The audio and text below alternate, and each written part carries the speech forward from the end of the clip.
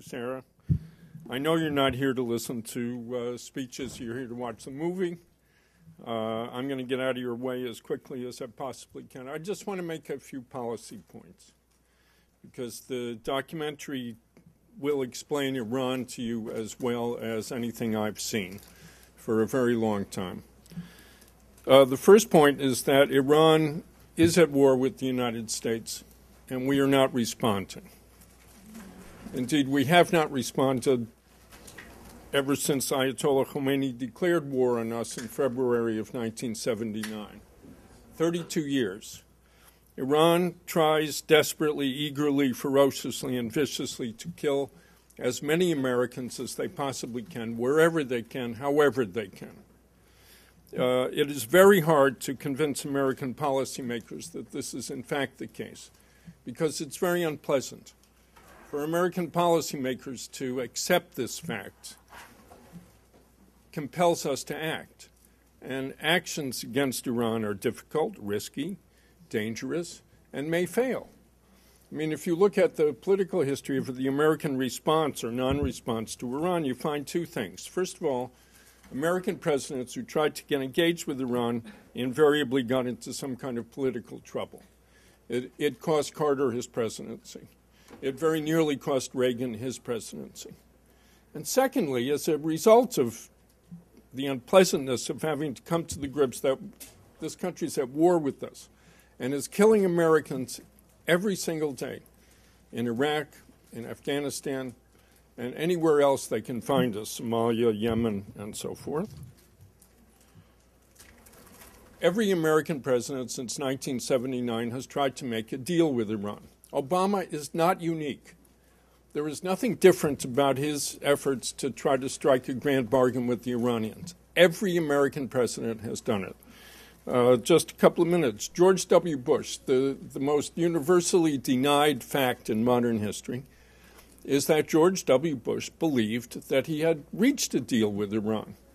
In 2006, Condoleezza Rice and Nick Burns believed that they had negotiated the grand bargain with the Iranians, with Ali Larijani.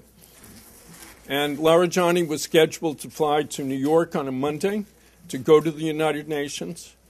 Condoleezza Rice and Nicholas Burns flew from Washington to New York on the Sunday before. Larijani was going to arrive. There was going to be a big ceremony. Iran was going to announce the suspension of nuclear enrichment, and the United States was going to lift sanctions.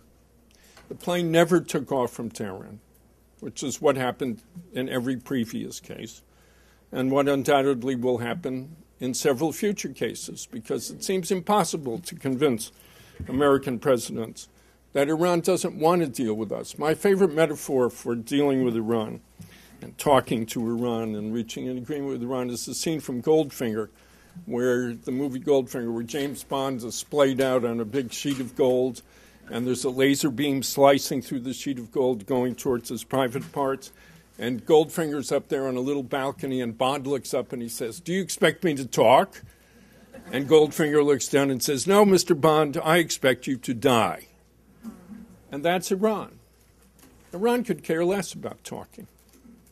The only reason why Iran shows up at these various international meetings is to buy more time to add more weapons to their arsenal.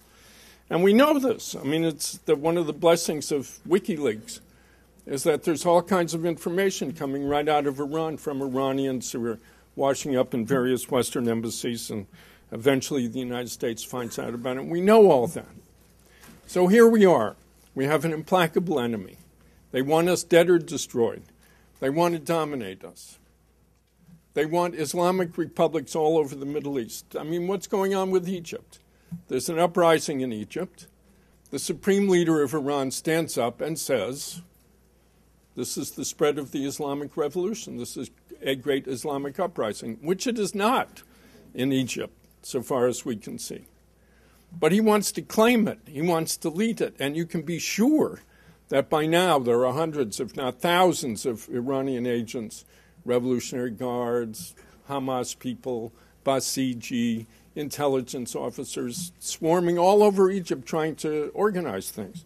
The one thing that caught my attention about what's going on in Cairo in the last couple of weeks is that once the police withdrew, there were systematic attacks against every police station and every National Party headquarters all over Cairo, all at the same time, all very well carried out, and then springing the most dangerous of the Muslim Brotherhood prisoners out of jail. Those things are not the act of a spontaneous mob.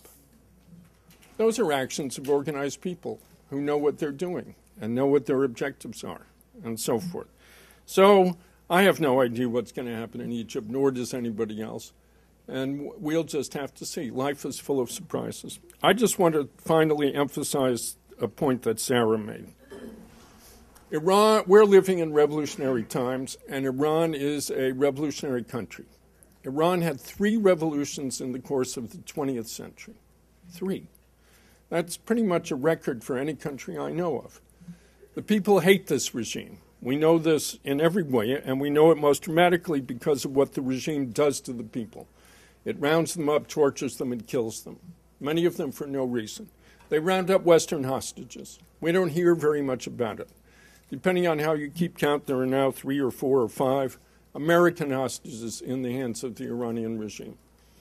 Our president doesn't talk about it. Our members of Congress don't talk about it. Our pundits, our commentators, our news people don't talk about it. Elliot probably talks about it. But, I mean, here and there are exceptions. But as a general principle, this is not a big item on the national agenda. And yet, we've got to do something. What to do? We hear a lot about military options.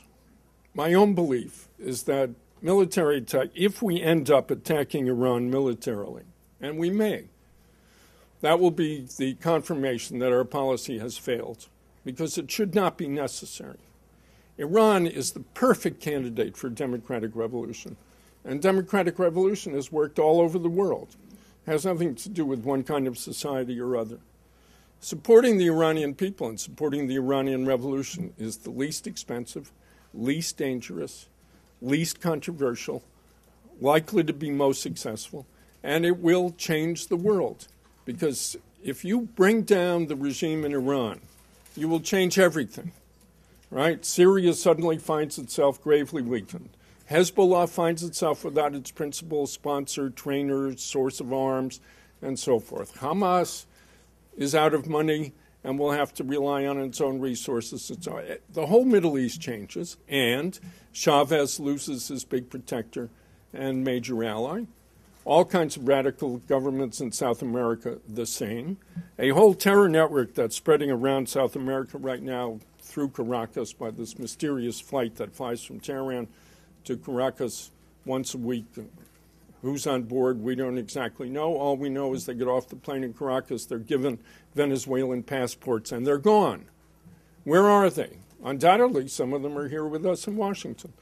Some of them, no doubt, are in Texas and California and Arizona and so on and so forth. We don't know. So bring down that regime, and you will change the world. And it just baffles me that so many American presidents, including President Obama, do not seem to understand. Number one, we're at war with these people. Number two, bringing down the regime, which is as American as apple pie, we are the one revolutionary country, truly revolutionary country in the world, is easy, inexpensive, and relatively risk-free.